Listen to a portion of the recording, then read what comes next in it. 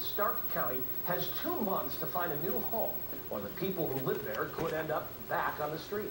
Channel 3's Jennifer Lindgren tonight explains how a pair of talk radio hosts are giving a real voice to this problem.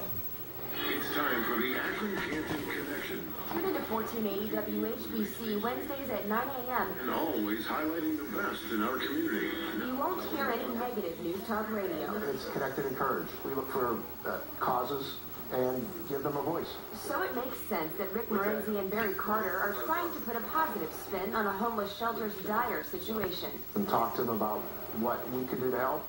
For almost 20 years, the Family Living Center has taken in hundreds of moms, dads, and children who lost their homes and need to start over. It serves about 9,000 shelter beds a year. Children that would be living in cars, outdoors. But the center's lease on a private hospital's property ends March 1st. The staff has only had around 4 months to find a new home, a challenge in a county where the homeless need is great, but the resources are sparse. We're believing for a massive miracle. First is 60 days away. Not far. For the next 2 months, Barry and Rick are dedicating their airtime to the cause. They're planning a huge fundraiser at the end of February at the Massillon Recreation Center. All the proceeds will go toward helping the shelter move. We already have commitments from some businesses, nonprofits in the area, and it's been exciting. It really has to see how people are responding. These two have only been on the radio for 16 weeks. Barry is a pastor, and Rick, a marketing director. They are two men with one voice and a great desire to help. I always say just touch one life and you can change a generation. We can only touch one person at a time. So let's go out there and find one more person to help. How about that?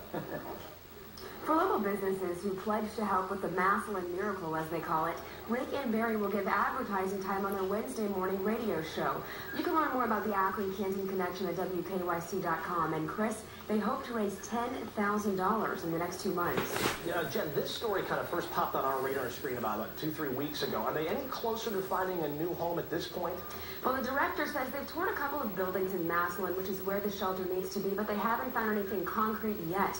When and if they do find something, this will be the first time the shelter has ever had to move, so they have no idea of how much it'll cost. The director says that's why they are so grateful for this radio station's efforts to raise money. All right, great story. Jen Lindgren in the newsroom, thanks very much for that.